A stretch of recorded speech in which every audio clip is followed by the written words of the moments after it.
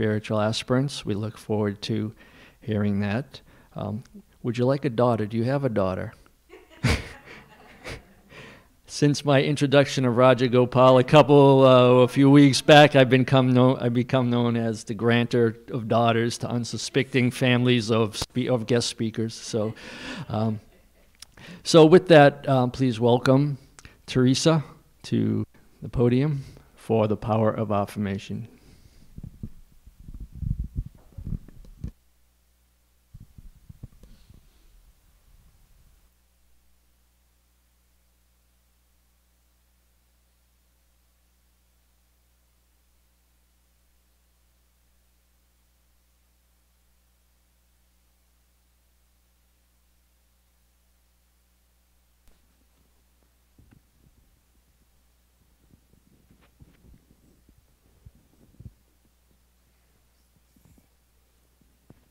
Technicalities here.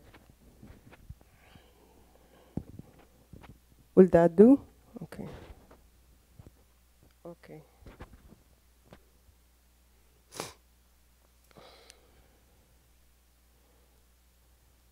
I hope I don't get that. Should be okay.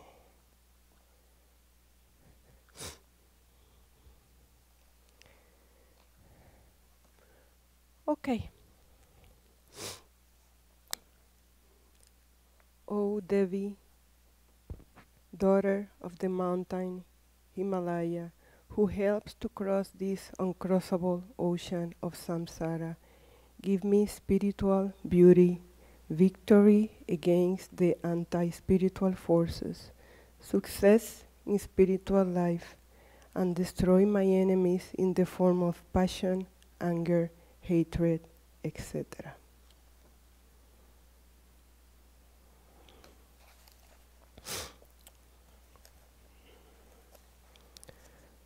Okay, our topic of discussion is power of affirmation. An affirmation is when we make a declaration or a firm statement conscientiously. Under the New Age terminology, affirmation is the power of positive thinking or self-empowerment to achieve success in something we choose to. We make a statement that something already is or have happened. For instance, I am healthy, I feel good, or I am not getting sick, or I am divine. If I say I am a bad person, I am also making an affirmation, although it's a negative one. To avoid confusion, we will describe here affirmations as positive statements, and we will define negative ideas or negative core beliefs as negative statements. I remember listening about the power of positive affirmations when I was in college in the early 80s. I was introduced to a book called Creative Visualization by Shakti Gawain. Although affirmations are a trend in the New Age field, in reality, they have been present in our societies for the longest time. Affirmations are continuously used as an instrument in the socialization process. They are a tool for educating and raising our children in society, and for perpetuating beliefs and stereotypes among people. Let me bring some examples.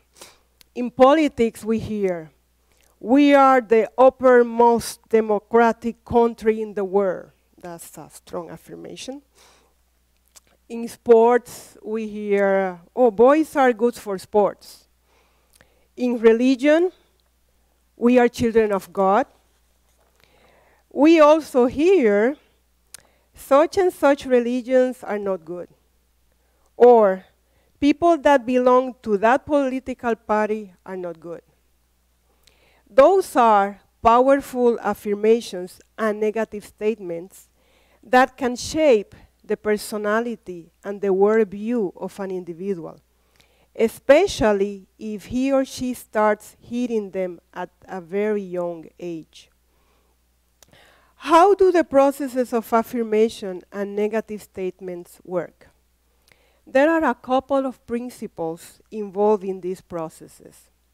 Number one, the universe, including us, is energy, vibrating at different levels of speed and with different qualities. All forms of energy are interrelated and affect each other. For instance, the energy in a rock is in a more dense form, but can still be affected by the water and the light. Statements and thoughts are also a form of energy. And Vivekananda has spoken about this. This is not something like brand new. The second principle is the principle of attraction and projection. Those two concepts are intertwined. Attraction means that energy attracts energy of the same quality. Thoughts and feelings have a magnetic energy that attracts similar thoughts and feelings. It's like the radio. We hear a particular radio station when we are able to tune into the same frequency or wave. We can apply this principle also when we happen to be thinking of someone and then we run into that person. It was like, that attraction. Projection means that we give to the universe what we have in us.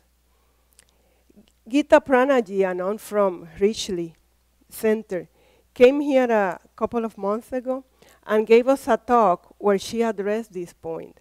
She quoted Vivekananda by emphasizing the importance of keeping positive thoughts in our minds because if we project them, they attract other thoughts of the same quality. What we give to the universe is what comes back to us. Attraction and projection. We reap what we sow, the law of karma. If we are friendly and loving, we will attract friendship and love. We attract what we deeply seek or strongly believe in. Also, if we are fearful, we will project that fear and therefore will attract fearful situations. It's like when we are afraid of a dog and project that fear, so the dog will react by barking at us, not in a friendly way. Understanding those two principles, one, energy vibrating at different levels, and two, projection, attraction, we can purposely envision and attract things that we want to create for ourselves. The word purposely here is very important. Many statements that we have been hearing for years became powerful affirmations or negative statements because we heard them often, repeated and internalized them, and probably believed them without really analyzing them. Negative core beliefs can especially have a detrimental effect on us because of the constant repetition. Like, for instance, often hearing the statement, "You are bad, you are bad, you are bad." When I was in high school, we didn't have iPods or cell phones to listen to music. While riding in my parents' car, it was only one radio to listen to. That was it. I remember listening to a particular pop song that I did not like. I thought that the song was silly and didn't make any sense. Actually, like many pop songs that we hear, but that's another story. Anyways, the song was being played often in the radio station. I had to hear it over and over again. They had, or they have, what in Spanish is called payola, which means that promoters pay for a song to be played often so people will listen to it and hopefully will end buying the recording. So that song was being played so often that guess what happened? I started humming and singing the refrain.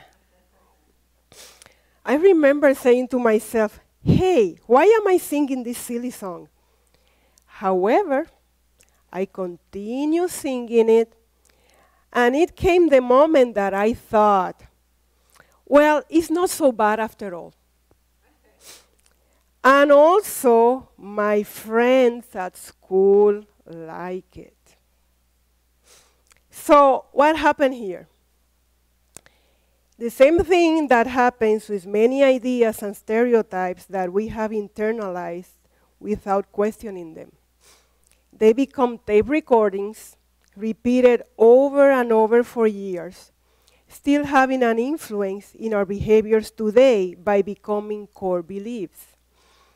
Peer pressure, or the influence of significant people in our lives, contributes too. We have been hypnotized with so many negative statements, such as, we are bad, we are weak, or they are bad, we are the good ones. Yes, we have also been told positive affirmations like, you are loving, you are well organized, you are divine, and so on. The challenge, I think, is to ponder over many of those affirmations and negative statements that we hear or have heard and internalized in our lives, and decide if they are helping us to move forward as happy, productive, and good individuals.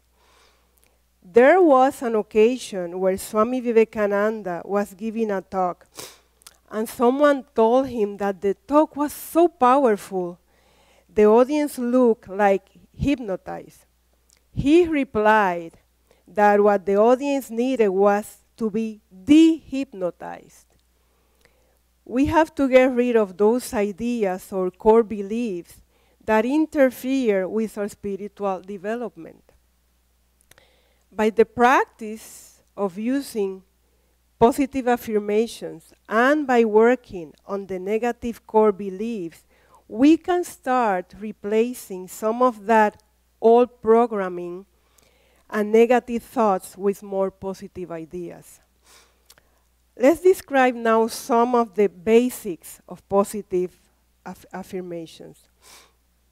One, it's better to have them in present tense, not in the future tense, to make them short, simple, and positive. For instance, I am happy and successful. They can include words like no sometimes. For example, I am not going to get anxious about this test. In this case, however, I will add a positive statement to it. For instance, I am not going to get anxious about this test. I am okay. I am relaxed. They could be a short-term goal or a long-term goal. We should have the flexibility or willingness to change the affirmation if we have to. That's part of the normal process of life. We set up a goal to get something, but because of circumstances, we just have to change our plans, and that's just the way it is. They should be personal and specific.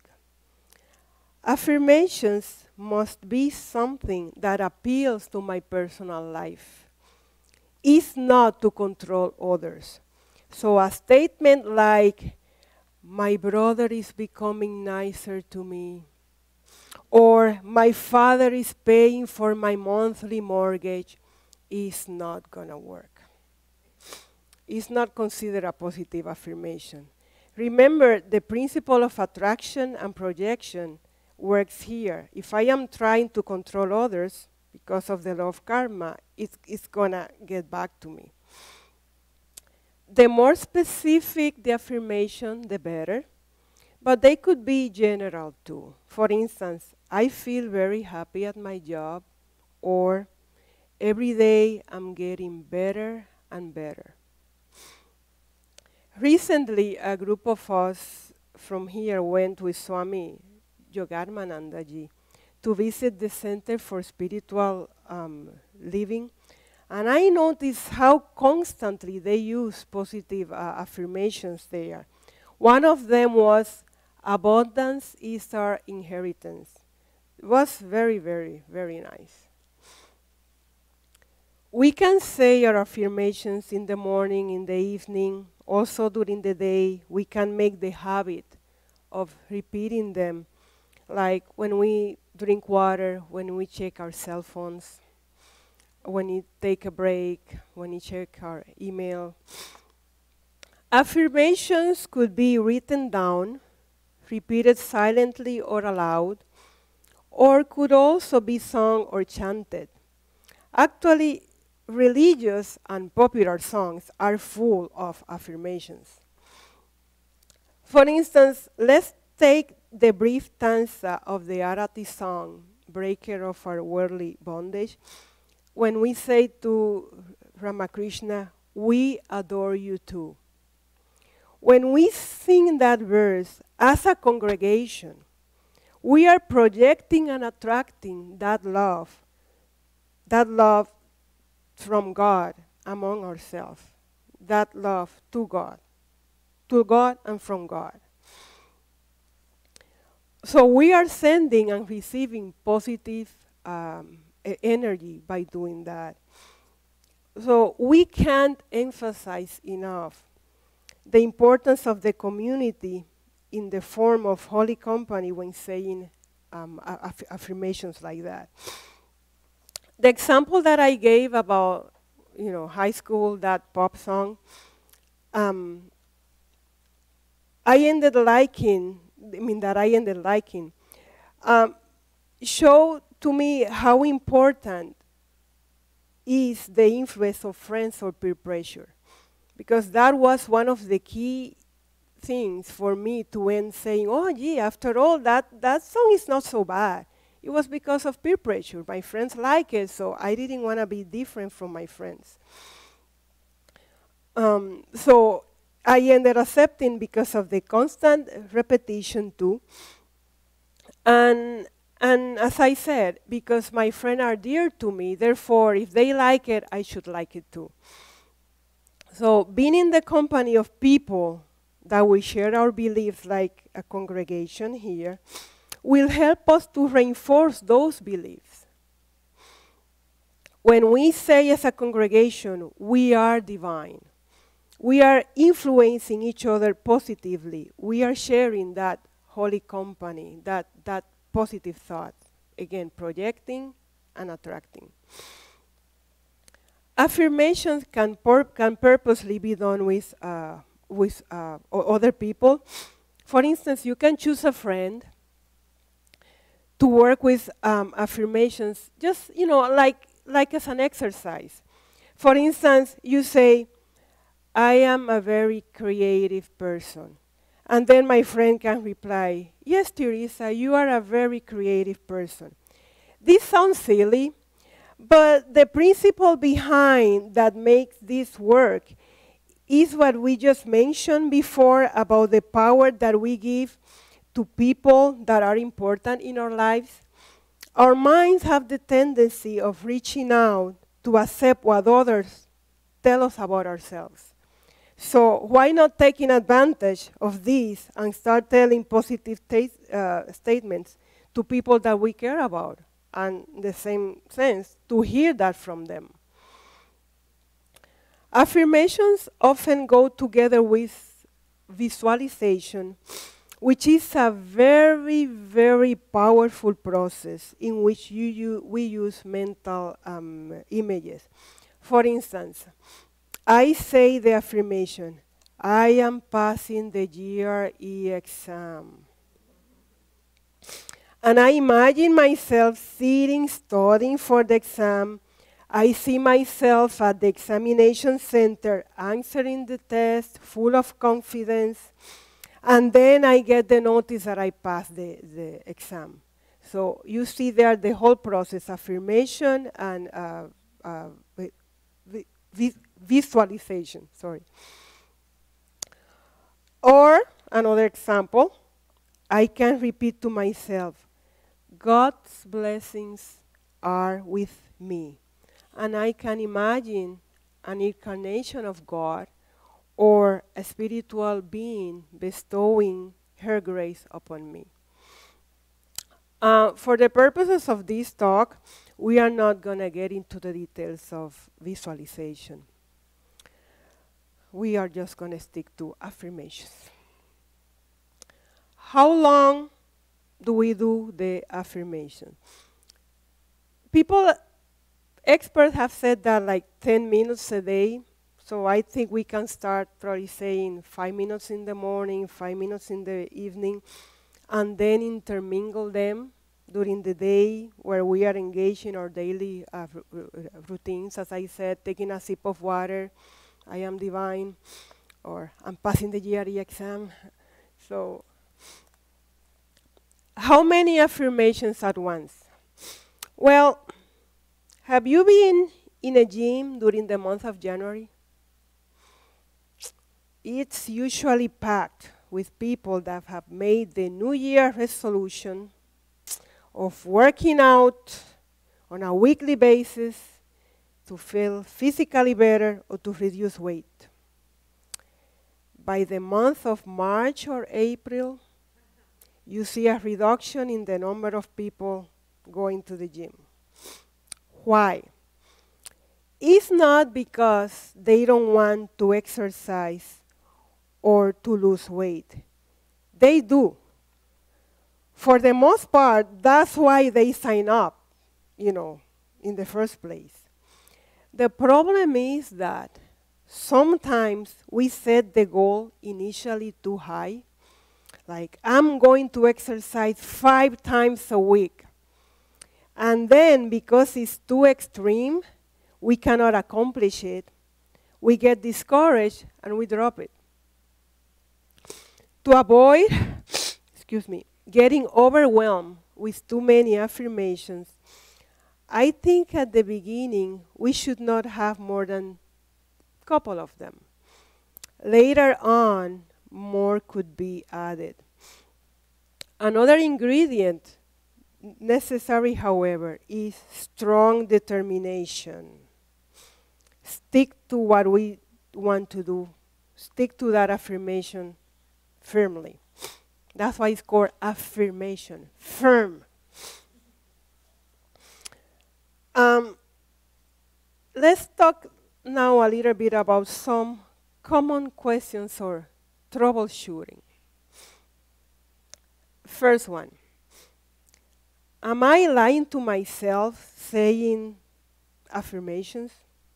I am not peaceful right now, or I think I'm going to flunk that test. Is this a lie?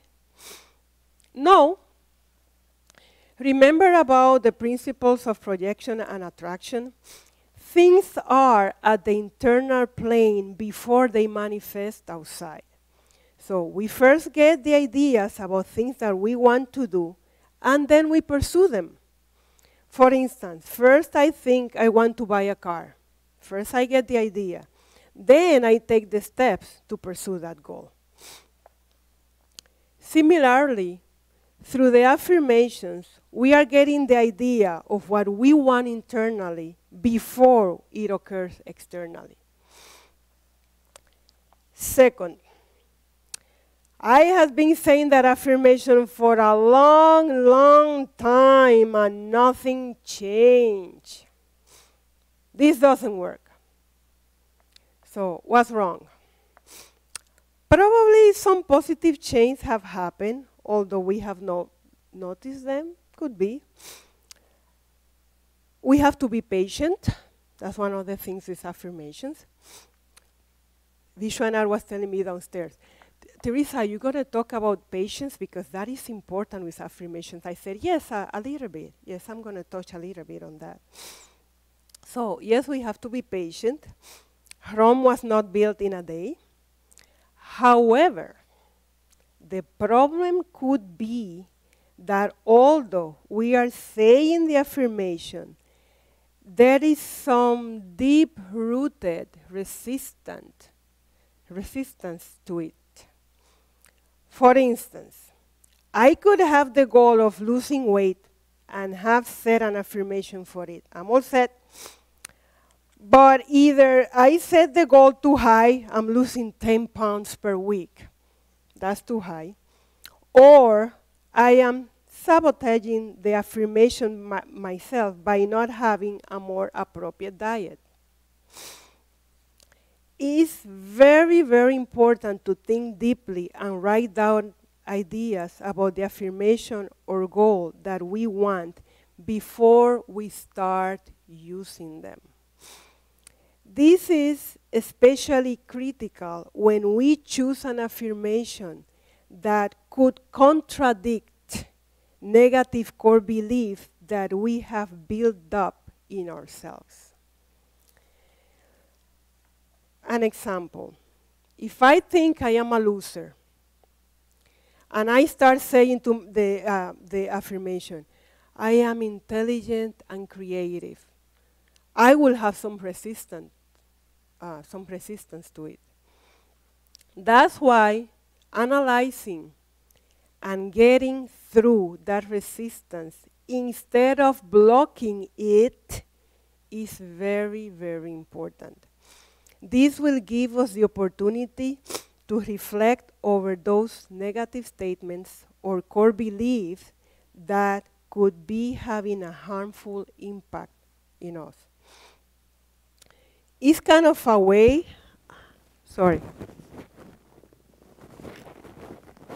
it's kind of a way to dissolve our internal barriers. One common barrier that we often encounter is feeling unworthy to receive. So pondering over it will prevent sabotaging ourselves. Third, I thought that could have happened. That was not an affirmation. Swami Vivekananda mentioned recently in one of his talks that when we have the understanding but not the practice, it confuses the mind. It is like, he said, it's like having indigestion. They use a term in business for this, analysis paralysis. Once we are clear in the goal we want to achieve, and we have analyzed the barriers that were holding us back, we have to move forward and do it. There is no other way. If we decided we are going to work with this, we just have to do it. Otherwise, we will get into the complaining mode, and then we stay stuck. Another point. Sorry, I still have a little remnants of a cold.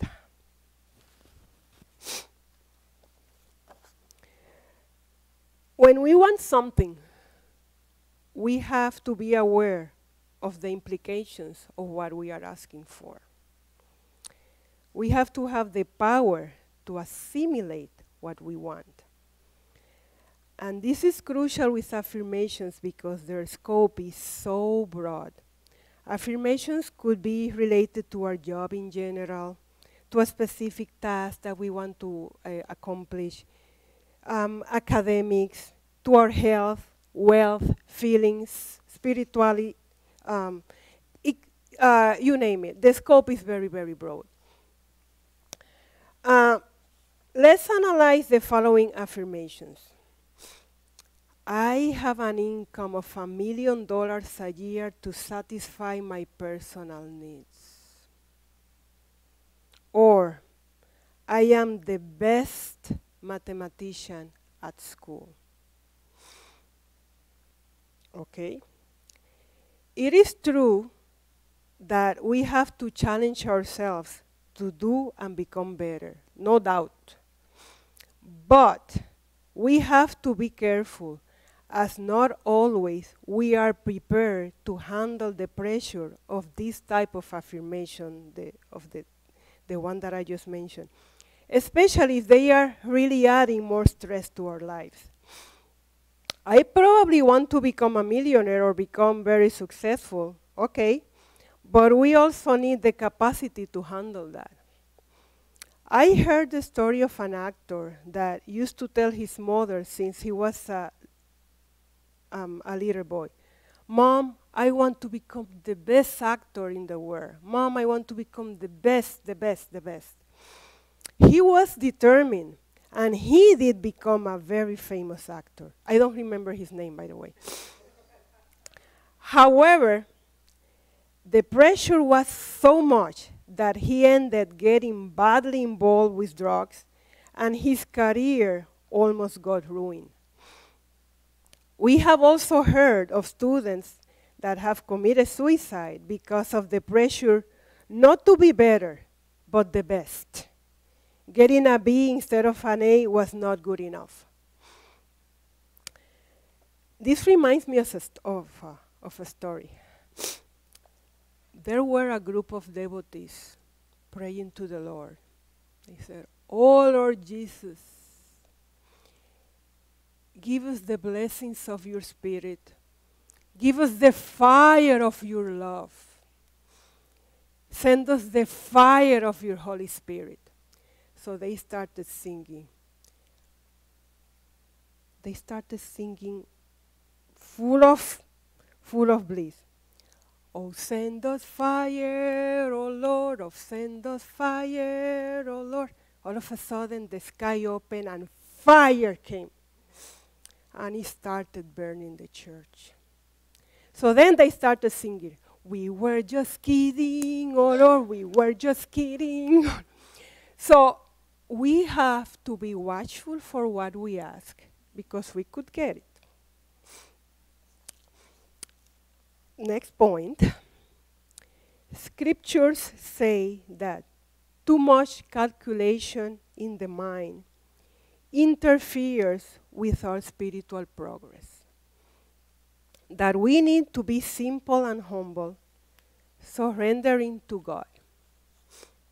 Are we calculating by saying affirmations, requesting things? Is it wrong to say affirmations requesting material goods? Well, prosperity and abundance are relative terms. It is true that we need material things. We need money to buy clothing, food, and other things. We cannot just empty our minds of sensory attractions. It just doesn't work like that. Sometimes we have some desires that are so strong that it is better to fulfill them than to keep lingering them in our minds, especially if by satisfying them, we are not hurting others. For example, if I have that desire, I really want to go on a cruise to the North Pole. I really, really want to go on that cruise. Or I really want to buy a red sports car. I really, really want to do that. And I keep thinking about it and thinking about it, and I feel disappointed because I really want to fulfill that desire. Sorry again.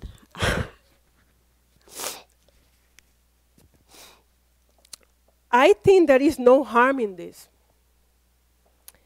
In the Gospel, we read the following incident narrated by Sri Ramakrishna. Once, and I'm quoting, "Once the idea came to me to put on a very expensive robe, embroidered with gold, and to smoke a silver hubble bubble. I put on the robe. I also smoke the hubble bubble in various fashions. Sometimes I smoke reclining this way. I can imagine reclining this way. And sometimes that way. Sometimes with head up. Sometimes with head down. Then I said to myself, oh my, this is what they call smoking a silver hubble bubble? Immediately, I renounced it. I kept the robe on my body a few minutes longer, and then took it off. I began to trample it underfoot and spit on it, saying, so this is an expensive robe, but it only increases man's rajas. End of quote. To clarify, let's clarify, Sri Ramakrishna was not saying affirmations, requesting those things. The reason why I brought that incident is because of 2 points. One, if we really want something that will not hurt others, as I said, and we want to put all our effort into it, just do it. I mean, do it. Sri Ramakrishna got the robe and the hubble bubble. Just do it.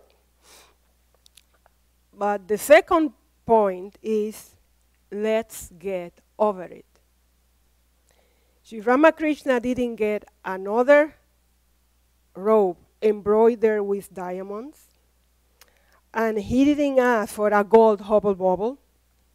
He satisfied the idea of getting the articles and then got over it.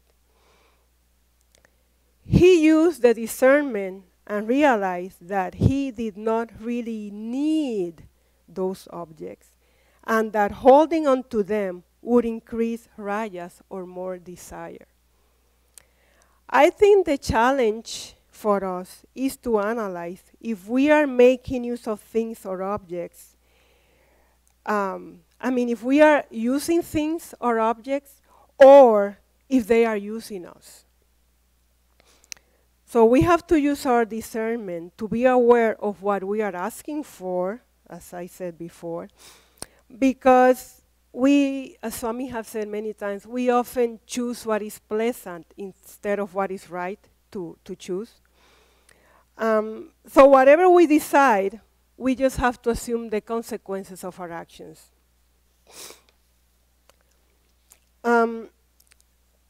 As we have discussed, affirmations are a very powerful tool. They are a helpful supplement in healing ourselves physically and emotionally. People have successfully utilized affirmations to heal themselves from diseases like cancer, using both affirmations and visualization.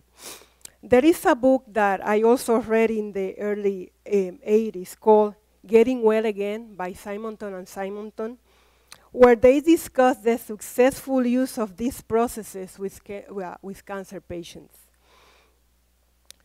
Does that mean that I can heal any disease with affirmations?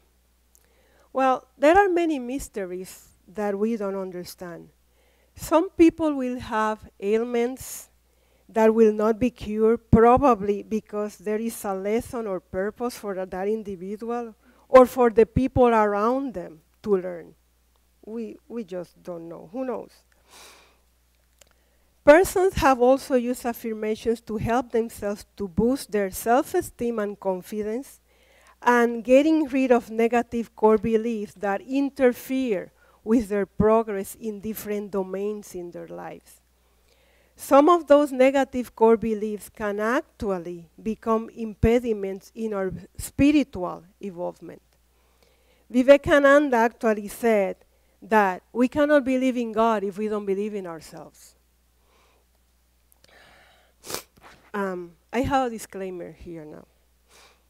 Although affirmations can help us overcome obstacles in our spiritual lives, they are not, capital N-O-T, they are not a substitute for the spiritual practices prescribed by or spiritual guide, teacher, or guru. Whatever your spiritual teacher recommended to you, that has priority. I don't want to get in trouble with Swami. So, the affirmations that we discuss here should be complementary. Actually, people often tell them, when sitting for meditation or after telling their prayers. And actually, in my opinion, this is my opinion, what affirmation could be better and stronger than your mantra? That's the uppermost, the highest of the highest. To conclude, we have discussed how influential affirmations can be in our lives. Although they are not a substitute for any directions given to us by our spiritual teachers, they can help us get rid of negative beliefs and to incorporate new positive ones. Using affirmations is a way of assuming responsibility for ourselves, for our lives, not relying on others to do things for us. As the way to get rid of the darkness is to bring light, we get rid of negative statements and core beliefs by instilling positive ones. So let us ponder over this. Can you imagine how powerful it would be if we start telling our children verbally and also written down notes hanging on the walls in the house and in the school walls, saying, the source of happiness is within you. You are divine. I am peaceful. I am loving. Divine love is guiding me and taking care of me. That will make such a big difference in their future lives. Thank you. Oh, no applause. No applause. Any questions? Let me blow my nose. I'm sorry. Yeah, I was going to blow on this. That was not going to be. Sorry.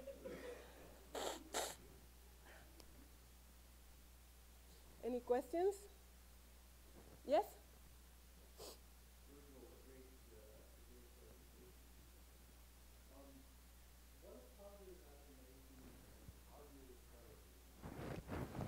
Can you say it louder?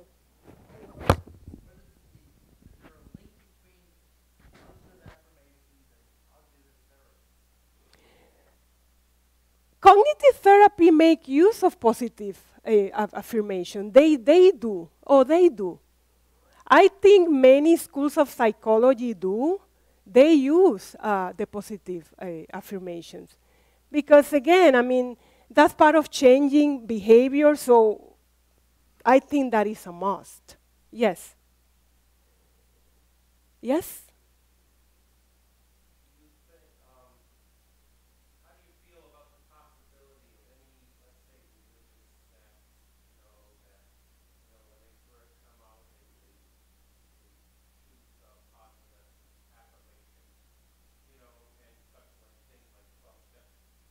Mm. Yeah.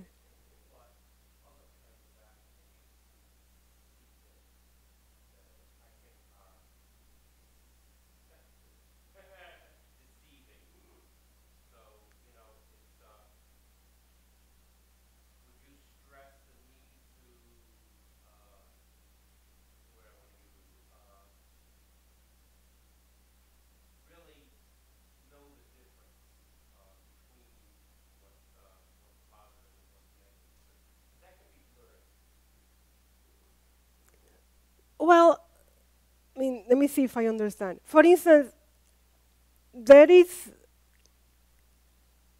I will not call that a positive affirmation, but for instance, calling myself I am a sinner, I don't think that is an affirmation. I think that is actually a statement that can really have a detrimental effect on us. I don't know if that's what you are trying to say about affirmations that really can have a detrimental effect on us, or you mean like when we say something and it looks like it's not really true and it's like deceiving.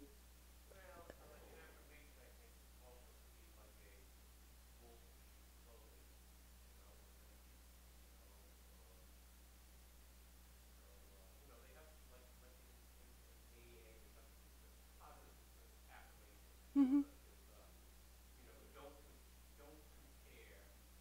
Mm-hmm. Mm-hmm. Mm-hmm. Mm-hmm.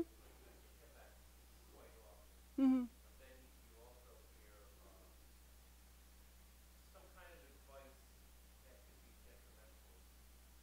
Okay. Okay. Mm-hmm. Yeah. Yeah. Mm-hmm. Mm-hmm. Yeah. Yeah. I think, and when I was talking before about that, it's very important to really ponder, analyze any affirmation that we decide to get to. And when I brought the example about that pop song that, when I was in high school, that it was silly, and I said, oh, I don't like this. This is very silly. But I ended, repeating it and internalizing it. Part of the socialization process is that. That's how we get stereotypes. Because we start hearing since we are, kids, like, those kids are not good. That religion, don't talk to people from that religion. I mean, don't get. We start receiving that when we are very young, and we internalize that. And we don't analyze that when we are very, young. So we grow up sometimes with many of those core beliefs that are here, and we don't even know that they are there. They just come out. So that's why when you decide, for instance, if you said, well, I know that I am usually sad, so okay, I'm going to get that affirmation, I am a happy person. There will be a reaction of me like, I am not really happy. Why am I saying that I am happy? I am really not. But the thing is that it works. It works unconsciously and consciously. It's like when mother said about someone asking her, well, mom, having a mantra, what about, if I just repeat it, I mean, does it work? She said, it doesn't make a difference either if you jump into the water or if someone push you, you are going to get drenched no matter what. So, and again, that's why many of these affirmations or core beliefs are ingrained in us, because we just have, as Swami has said many times, our senses are open windows. We just take things and we don't analyze them. They just keep coming and coming and coming and coming. So that's why it's very important. If you feel, you hear an affirmation in the group, in the AA group that you see, I don't really agree with this. Huh? Yeah, just don't say it. I mean, at least for you don't say it. You don't take that in. Other people want to say it, okay, but you start blocking that. You don't have to take that in. So, yeah. Anything? Anybody else? Yes?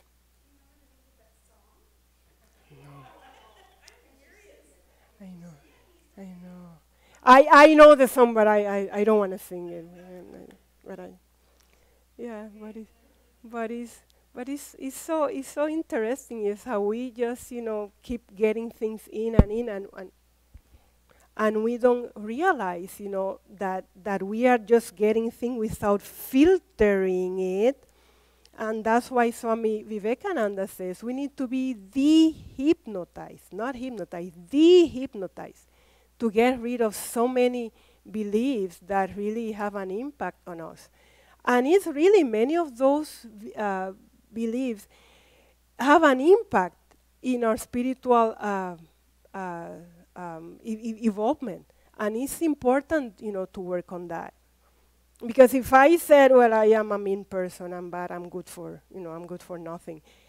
I mean, well, that doesn't have to do anything with spirituality. Yes, it does. It's impacting you. It doesn't advance you. It doesn't make you feel that you are a child of God and that you are getting blessings from God for free. because no, I feel I am unworthy. I don't think, yes, we need to work on that. We need to work on that. Anything else? No? Thank you very much.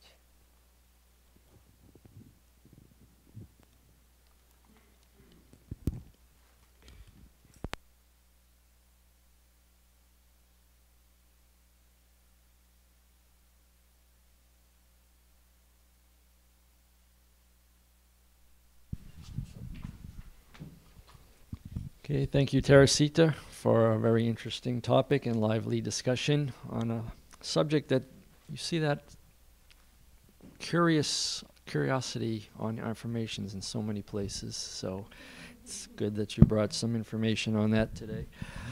The programs for the week will go on as usual. Swami Vivekananda will be back Monday.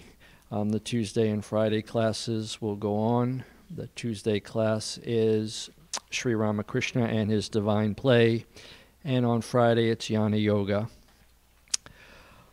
Coming up on June 16th, a full long day spiritual retreat by Pravrajika Brahmaprana. Registration is ongoing now, and you can get it at a discounted rate if you register before June 5th.